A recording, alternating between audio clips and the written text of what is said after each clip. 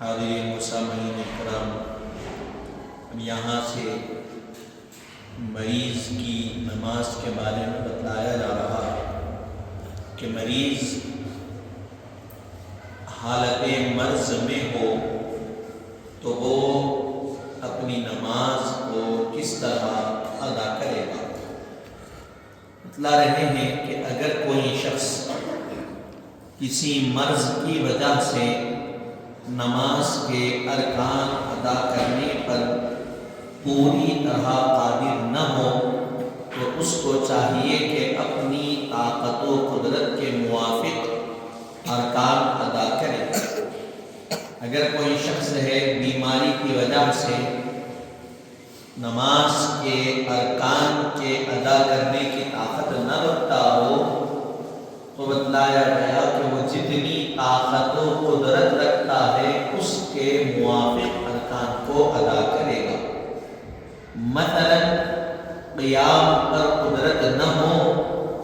یا کھڑے ہونے سے کسی مرض کے پیدا ہونے یا بڑھ جانے کا خوف ہو تو اس پر قیام فرض نہیں ہے، وہ بیٹھ کر نماز پڑھے گا۔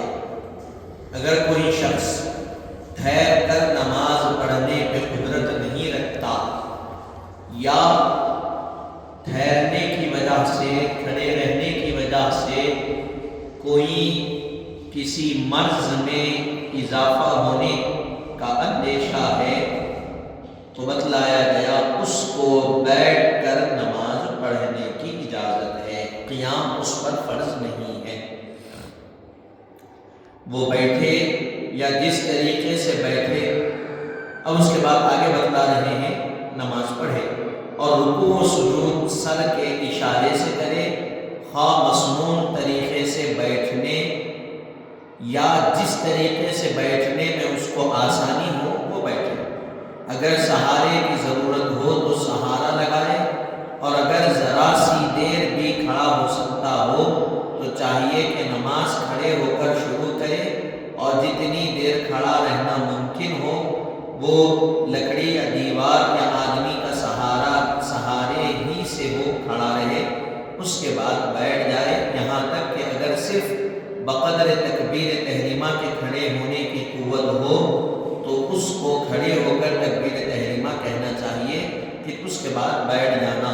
اگر کھڑا نہ ہوگا تو نماز نہیں ہوگی۔ اب بتلا رہے ہیں کہ کوئی شخص نماز کے لیے جب ٹھہرا تو بتلا رہے ہیں مسنون طریقے سے جو بیٹھ کے پڑھنا ہے وہ پڑھ لے، سر کے اشارے سے رکوع سجود کر لے۔ پھر اس کے بعد اگر سہارے کی ضرورت ہے، کوئی شخص سہارا لے کر ٹھہر سکتا ہے تو اس کو چاہیے کہ وہ سہارا لے کر ٹھہرے، لکڑی کا، کسی اور دیوار کا یا آدمی۔ اب کوئی آدمی ہے تھوڑی دیر ٹھہر سکتا ہے تو بتلایا گیا کہ تھوڑی دیر ٹھہر سکتا ہے تو قیام یعنی تکبیر تحریمہ ٹھہر کر باندھے اور تھوڑی دیر قیام کر کے جتنی دیر ممکن ہو سکتی ہے ٹھہرے، پھر اس کے بعد بیٹھ کے آگے کی نماز کو جاری رکھے۔ اور اگر کوئی صرف تکبیر تحریمہ کہنے تک ٹھہر سکتا ہے تو اتنا ہی کہنے تک ٹھہر کر نماز شروع کر لے، پھر نماز بیٹھ کے مکمل کر لے۔ یہ بتلایا گیا اگر کوئی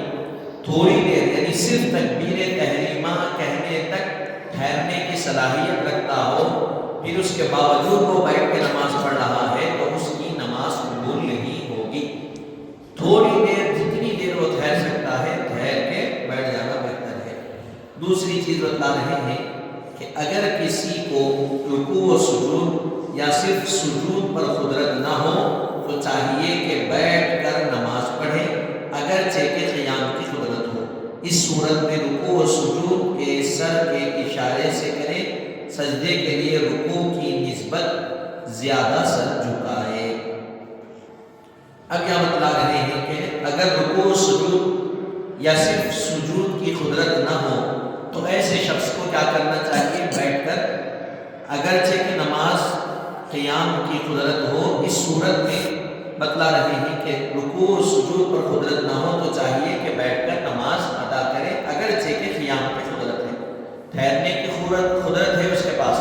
لیکن رکوع سجود نہیں کر سکتا تو اس کو بھی کیا کرنا، بیٹھ کے نماز پڑھ لینا۔ اس صورت میں رکوع اور سجدے کیا کرے گا، سر کے اشارے سے کرے گا، اور رکوع کے لیے جتنا سر جھکائیں گے اشارے سے، جو کچھ اشارہ کریں گے اس سے زیادہ سجدے کے لیے جھکانا یا اشارہ کرنا ہے۔ تیسری چیز بتلا رہے ہیں کہ اگر کوئی مریض بیٹھنے سے بھی معذور ہو، یعنی اپنی قوت سے بیٹھ سکتا ہو نہ کسی کے سہارے سے، تو اس کو چاہیے کہ لیٹ کر اشارے سے نماز پڑھ لے۔ لیٹنے کی حالت میں بہتر یہ ہے کہ چت لے کے پیر قبلے کی طرف اور کھڑے ہوں، سر کے نیچے کوئی تکیہ وغیرہ رکھ لیں تاکہ منہ قبلے کی طرف ہو، پھر سر سے رکوع و سجود کا اشارہ کرے، سجدے کا اشارہ رکوع کے اشارے سے جھکا ہوا ہو۔ اگر چت نہ لیٹا جائے تو دائیں یا بائیں پہلو پر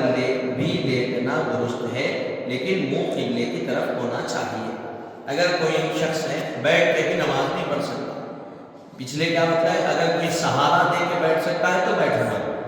کوئی بھی چیز بیٹھنے کی بھی صلاحیت نہیں ہے نماز میں، تو وہ شخص کیا کرنا، لیٹ کے نماز پڑھ لینا۔ اور لیٹ کے نماز پڑھنے کا حکم کیا ہے، جب وہ لیٹ کے نماز پڑھے گا تو چت لیٹنا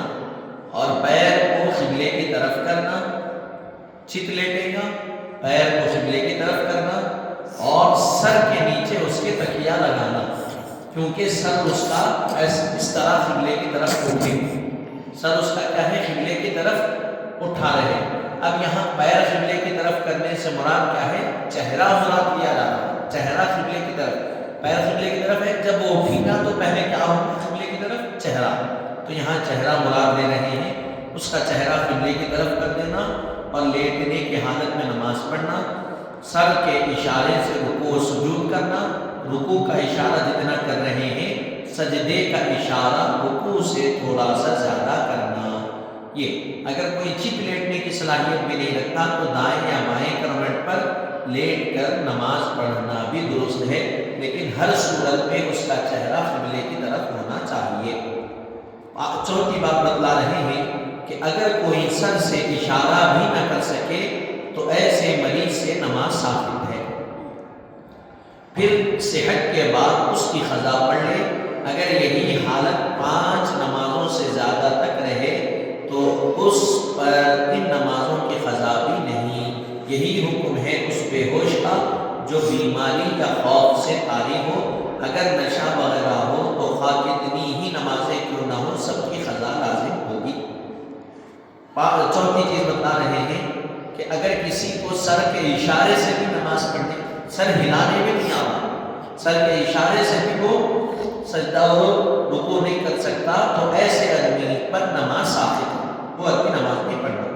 پھر کب پڑھنا، تو صحت ہو جانے کے بعد قضا نمازیں پڑھ لینا۔ اور اگر ایسی حالت میں وہ 5 نمازوں سے زیادہ تک رہا تو اس پر ان نمازوں کی قضا بھی نہیں ہے۔ اسی میں یہی حکم ہے بے ہوش آدمی کا جو خوف کی وجہ سے ہو یا بیماری کی وجہ سے ہو، جس پر بے ہوشی طاری ہوگی اس کا بھی یہی حکم ہے۔ لیکن اگر کوئی نشہ وغیرہ کیا ہو تو خواہ کتنی ہی نمازیں کیوں نہ چھوڑے، اس کو ان ساری نمازوں کی قضا کرنی پڑے گی۔ اب یہاں سے جو باتیں بتلا رہے ہیں انشاءاللہ تعالی ہم اس کو کل سماعت کریں گے۔ آخر میں دعا کرتے ہیں کہ مولا